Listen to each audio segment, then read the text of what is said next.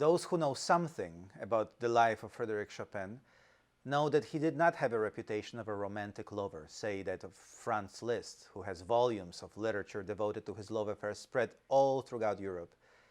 He did not also have a reputation of a devoted husband, like Robert Schumann, another one of his contemporaries, who was accredited a famous, quote, "hats off gentleman," a genius, after hearing for the first time one of Chopin's earlier compositions.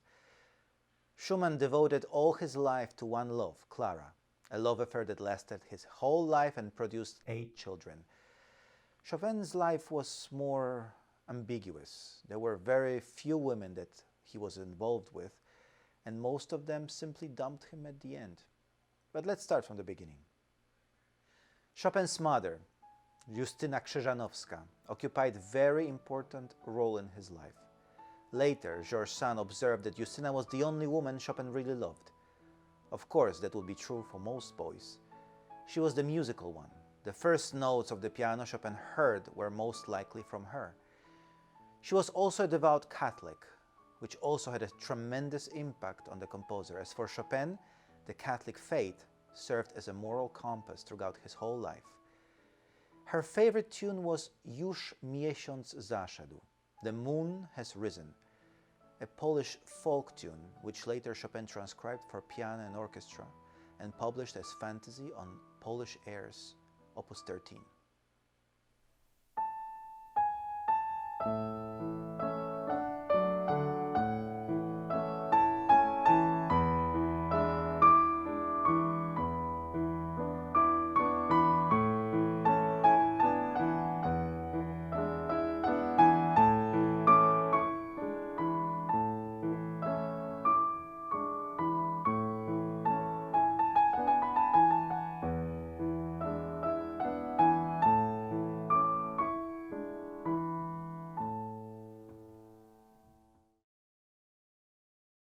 Chopin had 3 sisters, Emilia, who died at 15, Justyna, and Ludwika, whom Chopin felt the most close to.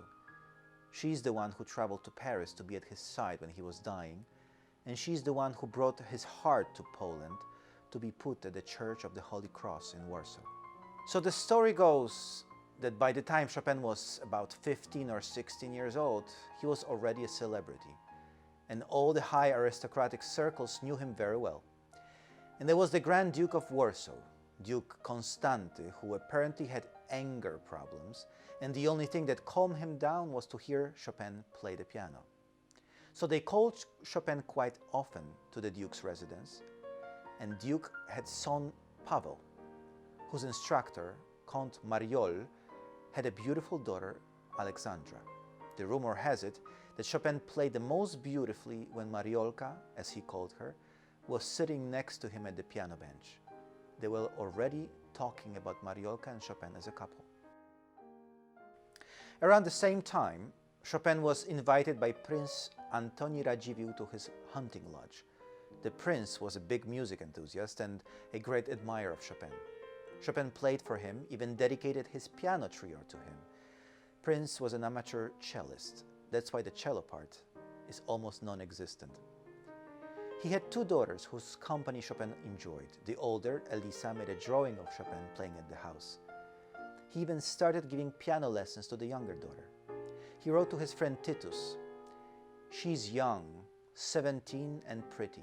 God knows how pleasant it was to place her little fingers on the keys."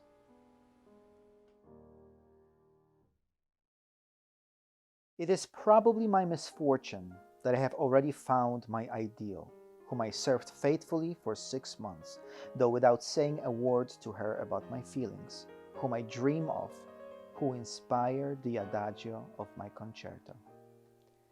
This is how 19-year-old Frederic Chopin described his feelings to Konstancja Gładkowska, to his dear friend Tytus Wojciechowski. Konstancja was a young singer, student from the Warsaw Academy. Chopin met her at one of the concerts and instantly fell in love. He never summoned the courage to tell her about it, but he left a very personal love letter hidden in the second movement of his second piano concerto.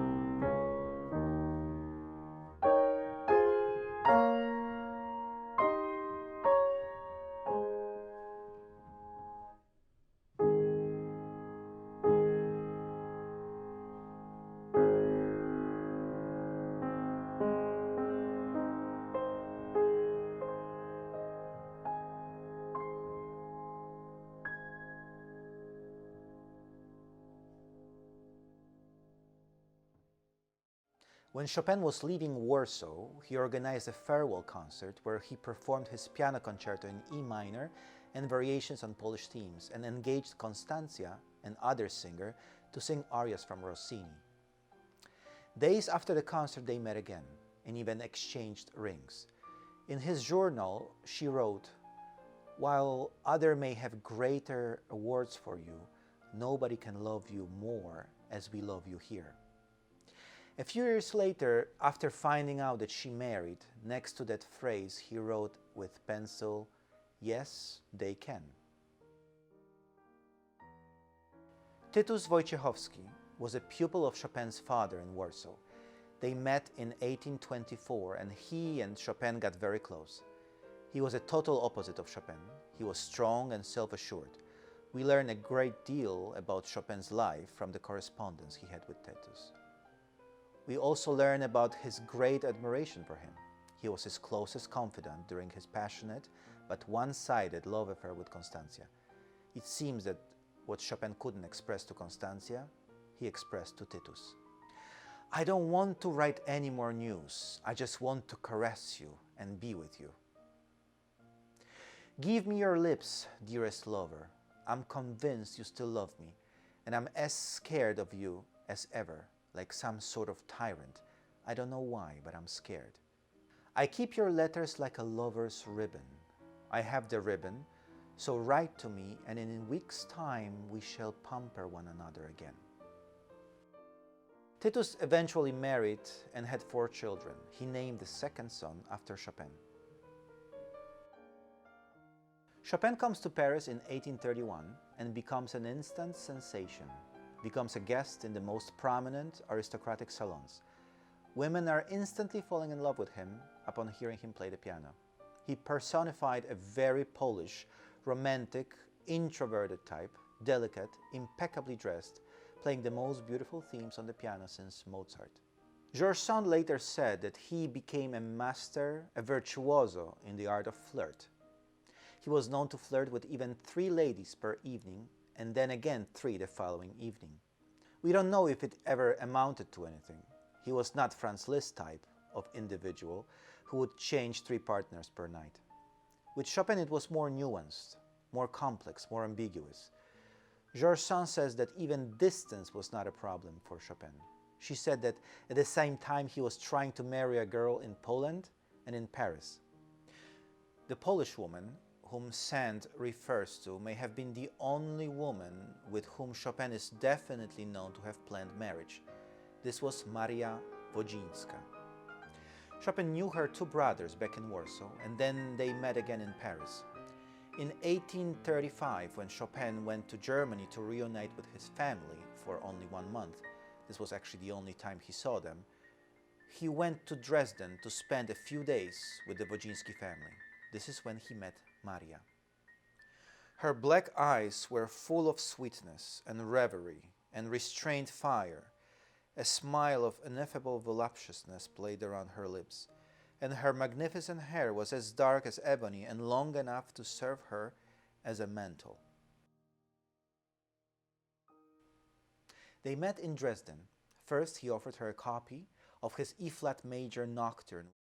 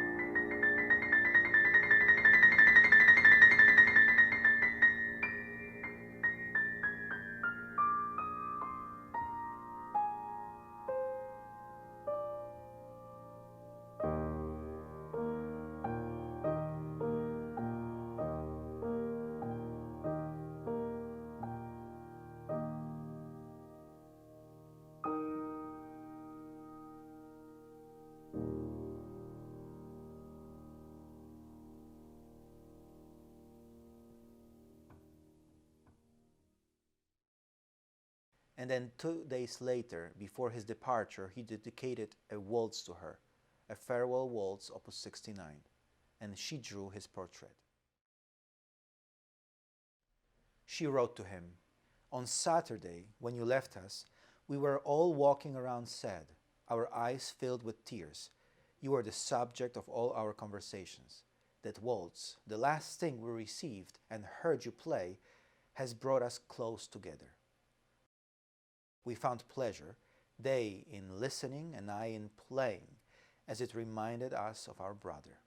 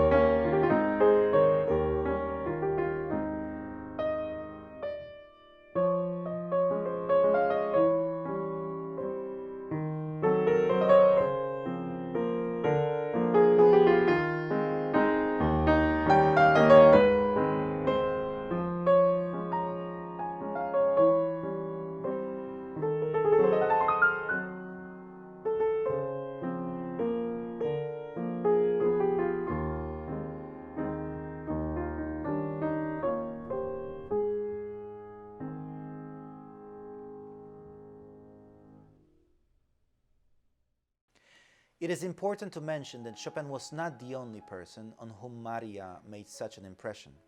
The other one was one of the greatest Polish poets, Julius Swabatsky. Similarly, Swabatsky was born only 1 year before Chopin, died the same year as Chopin, also in Paris, also from tuberculosis. Both share the same look and even expression style. Both were frail, sort of aloof artists. It seems when Maria wasn't exchanging love letters with Chopin, she was taking long walks and exchanging love declarations with Swabatsky. The black-eyed mademoiselle, as she was called by the poet and the musician, managed so well that the two admirers never met at the same time. She traveled through Europe with her mother and brothers and found an opportunity to meet with Chopin in one and Swabatsky in another town, and to pass several weeks with each.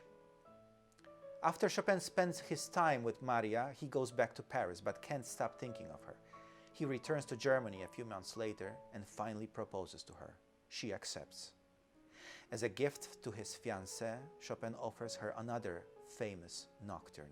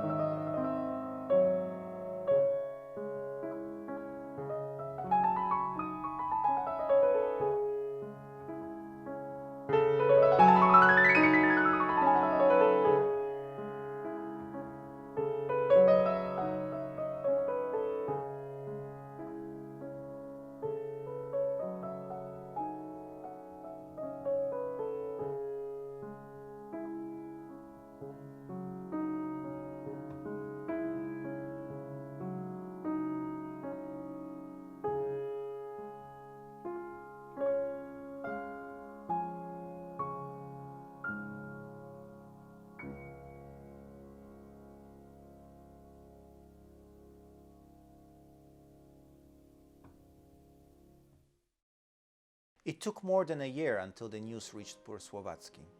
Until then, he was traveling Europe, praising Chopin's fiancée in his love poems. Since the day she vanished like a golden dream, I wither with the grief and I am faint with longing, nor do I know why from these ashes my soul does not fly after her to the angels, why it does not fly beyond the heavenly lists to her who is redeemed and my only love. However, the angel, as Swabatsky called her, also departed Chopin, as a year later she broke the engagement with Chopin. Chopin took all correspondence he had with Maria and put it in a box on which he wrote, "My misfortune." It's 1837. At this time, Chopin is 27 years old and continuing his bohemian life in Paris. On one of the parties, he meets Amantine Lucille Aurore Dupont, after Franz Liszt introduces them. She was known by her pen name, Georges Sand. Chopin's first impression wasn't very flattering. He said, "I have made the acquaintance of an important celebrity, Madame de Duvant, well known as Georges Sand, but I do not like her face. I find it repulsive. Is she really a woman? I start to doubt it." However, there must have been something attractive about Georges Sand, because the list of her lovers, that include major writers, poets, and musicians, is very long. She was married at 18. From that marriage, she had 2 children, Maurice and Solange. In 1831, she leaves her husband and takes her children with her. At that time, she starts a 6-year-long period of her artistic and personal rebellion. She starts using a name, Georges, starts wearing masculine wardrobe, such as pants, which at that time in Paris was unheard of. She starts smoking cigars. No wonder Chopin's first reaction to her wasn't favorable. That's absolutely the opposite of what he was used to. However, as the time goes, the two became lovers. Chopin moves in with her and with her 2 children. And this is how the last and the longest love affair of Chopin begins. Chopin and Sand would spend some time together at her home in Paris, as well as her little chateau outside of Paris, in the village of Nohant. This was Chopin's favorite place. In that house, Chopin wrote most of his mature compositions. He never dedicated any of his works to Georges Sand.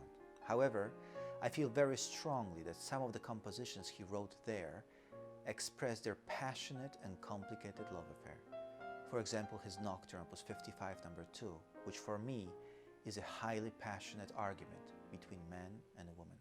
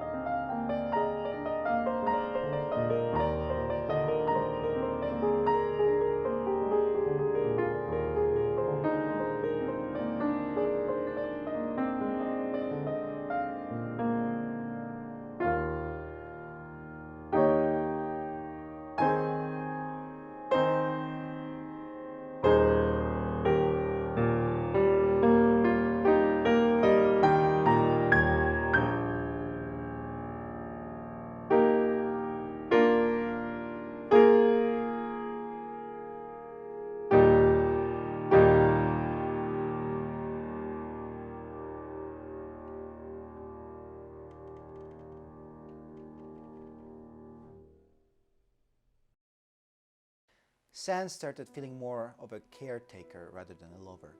In her own words, he was the same in friendship as in love, becoming enthusiastic at first sight, getting disgusted and correcting himself incessantly, living on infatuations full of charms for those who were the object of them, and on secret discontents which poisoned his dearest affections. She said, "We never addressed a reproach to each other, except once, which, alas, was the first and the final time." As the final time, George Sand is referring to an argument that she had with him in 1847, after which she threw him out of the house. The official reason for the argument was that Chopin took the side of Sand's daughter, Solange, after her and Sand had an argument over money. Many biographers, however, believe that Sand was already so tired with the relationship that she used it as an excuse to get rid of already very sick Chopin. They only saw each other once more, shortly before his death, but Chopin turned his head away from her.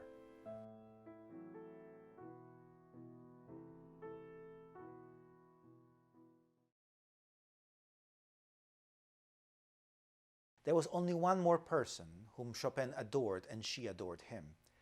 Delfina Potocka was his student back in Warsaw, and then after she divorced her husband, she left Poland and settled in Paris, where she was a muse and inspiration to many Polish expatriates. Potocka spent the last months with dying Chopin. He would often ask her to sing for him. A few months before his death, his friends moved him to a sunny apartment overlooking Paris. Chopin called her very often to sing for him. On his deathbed, Chopin returns to, as George Sand said, the only woman he really loved, his mother. His last words are, "Matka, moja biedna matka," mother, my poor mother.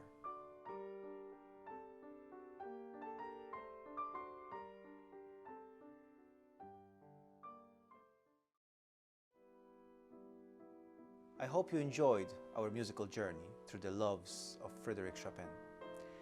Now I would like to take this opportunity to thank the Polish Heritage Society of Philadelphia for presenting this program, and at the same time thank the Steinway Society of Puerto Rico for providing this beautiful location.